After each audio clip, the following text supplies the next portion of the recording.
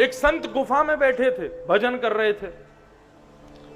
एक शिकारी ने उनको देखा तो मन में विचार करने लगा, ये संत गुफा में बैठ करके भजन करते हैं, खाना पीना क्या खाते होंगे। वो शिकारी था, उसको नहीं पता था कि ये संत हैं, ये मांस आदि नहीं खाते होंगे। उसको लगा कि मैं शिकारी, मैं मांस खाता हूं तो ये भी खाते होंगे। संत के लिए एक हिरण पकड़ करके ले आया, जाले में बांध करके, और गुफा में जाकर के संत के सामने हिरण को खड़ा कर दिया। बोले महाराज जी ये भेंट स्वीकार करो। संत बोले इस हिरण का क्या करूं मैं। बोले अरे आप, मैं 2-4 दिन से यहां देख रहा हूं गुफा में आप बैठ करके भजन कर रहे हैं, मुझे लगता है आपको भूख लगी होगी, आपने कुछ खाया नहीं होगा, आपके लिए भोजन लाया हूं, हिरण का शिकार करके खा लीजिए और फिर बचा हुआ प्रसाद मुझको दे देना। संत जोर से हंसने लगे, उसके सिर को सहलाने लगे। बोले बालक है तू अभी कुछ जानता नहीं है। अरे नहीं नहीं प्रभु, मेरी माँ कहती थी संत मिले तो कुछ तो भेंट देनी चाहिए, तो आज का मेरा शिकार आपके लिए, ये हिरण आप स्वीकार करो। जीवित है अभी, आप कहिए मैं अभी पूरा इसको बना करके तैयार करता हूं। संत बोले ये वाला हिरण नहीं खाऊंगा मैं। बोले कौन सा हिरण खाओगे। बोले मेरे हिरण के कुछ गुण हैं, ऐसे गुण से युक्त हिरण जब मिलेगा तभी उसका शिकार करूंगा। बताइए कैसे गुण वाला हिरण चाहिए। मैं यहाँ का सबसे बड़ा शिकारी हूं, इस जंगल में कोई भी हिरण मुझसे बच नहीं सकता, आप जैसा हिरण कहोगे वैसा लाके प्रस्तुत कर दूंगा। तो संत ने बताया लिखो मेरा हिरण कैसा है। बरहा पीड़म नटवर वपु कर्णयो कर्णकारम विप्रदवासः कनक कपिसं वैजयन्तीं च माला रन्ध्रान् वेणोधर सुधया पूरय गोपवृन्दै वृन्दारण्यं स्वपदरमणं प्राविशद गीत कीर्ति। कैसा हिरण चाहिए। बोले बरहा पीड़म, मोर मुकुट पहनता है जो हिरण जिसका मुझे शिकार करना है। शिकारी बोला मोर मुकुट पहनने वाला हिरण। बोले हाँ मोर मुकुट पहनता है। उसने लिख लिया। बोले तो ढूंढूंगा मोर मुकुट पहनने वाला हिरण कहां रहता है, और क्या गुण है इसका। कर्णयोः कर्णकारम, अपने कानों में कुंडल पहनता है, कुंडल लेकिन एक ही पहनता है, कान 2 हैं, कुंडल एक ही पहनता है, कभी इसमें पहनता है कभी इसमें पहनता है। किसके पहनता है, कन्नेर के पुष्प के। अच्छा लिखता जा रहा है। और वैजयंतीम च मालाम, वैजंती माला गले में धारण करता है, पीतांबरी पहनता है, वेणु का नाद करता है। ऐसी सुंदर छवि की, ठाकुर जी की छवि का वर्णन किया, लेकिन उस शिकारी को लग रहा है जरूर कोई हिरण ही होगा ऐसा। अपने घोड़े पर बैठा शिकारी और देखने लगा। बोले बंशी बजाने वाला, मोर मुकुट पहनने वाला, गले कानों में कुंडल पहनने वाला, पीतांबरी पहनने वाला, इतना सज-धज के रहने वाला हिरण कितना स्वादिष्ट होगा। हमारे गुरुजी उसी की प्रतीक्षा में इतने दिन से भूखे बैठे। आज मैं भी प्रण करता हूं जब तक ये हिरण मिलेगा नहीं तब तक मैं भी कुछ नहीं खाऊंगा।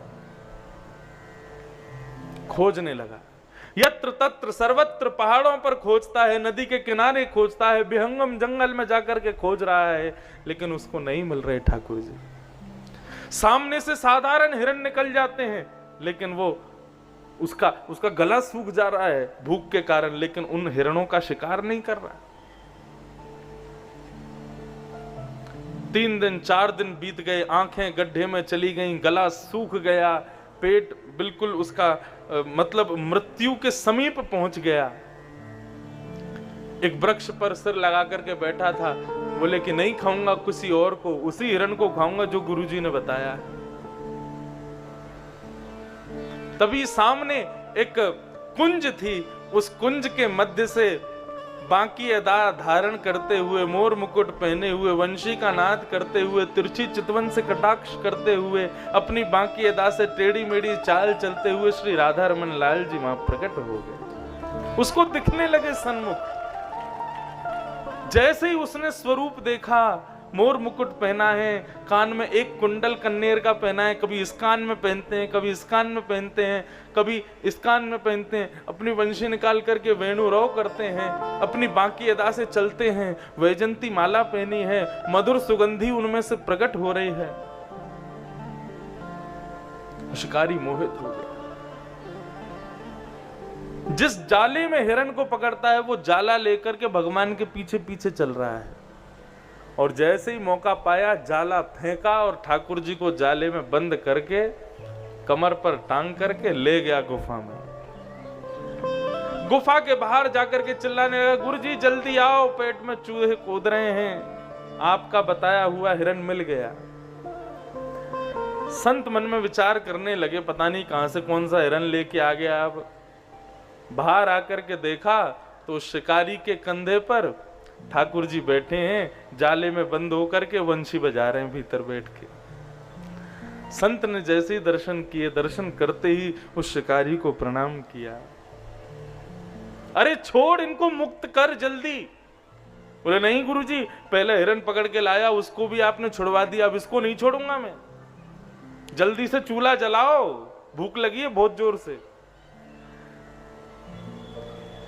तब कहकर के ठाकुर जी को मुक्त करवाया और ठाकुर जी से कहा, ठाकुर जी इस पर कृपा करो। तब ठाकुर जी ने कृपा की, उसके हृदय में जो अज्ञान था वो अज्ञान दूर हुआ। लेकिन उन संत ने उस शिकारी को ही प्रणाम किया, ठाकुर जी को प्रणाम नहीं किया। बोले क्यों? बोले कि उसकी गुरु के वचन के प्रति जो निष्ठा है उसको मैं प्रणाम करता हूं, गुरु के वचन के प्रति जो विश्वास है उसको मैं प्रणाम करता हूं। गुरु के वचन के प्रति ऐसा विश्वास कि ठाकुर जी प्राप्त हो गए। एक स्वपच जाति के व्यक्ति को ठाकुर जी प्राप्त हो गए। ऐसा गुरु की वाणी में ऐश्वर्य है। इसलिए गुरु की वाणी को श्रेष्ठ मानो, उस पर अनुगमन करो। गुरु के शरीर श्रेष्ठ नहीं होता, गुरु का रूप श्रेष्ठ नहीं होता, गुरु की और कुछ भी वस्तु श्रेष्ठ नहीं है। गुरु की केवल और केवल वाणी श्रेष्ठ है। गुरु के ज्यादा समीप भी नहीं रहना चाहिए और गुरु से ज्यादा दूरी भी नहीं बनानी चाहिए। गुरु के सदैव मध्यस्थ में रहो, ना ज्यादा पास जाओ ना ज्यादा दूर रहो, मध्य में रहो।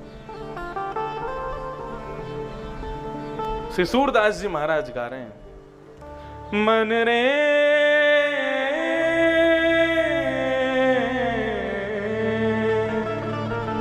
कृष्ण नाम कह लीजे, राम नाम कह लीजे।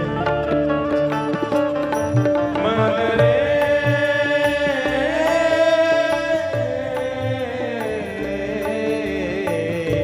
कृष्ण नाम कह लीजे,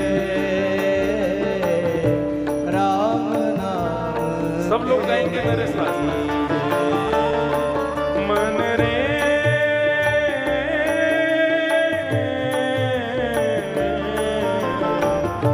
कृष्ण नाम कह लीजे, राम नाम कह लीजे। मन रे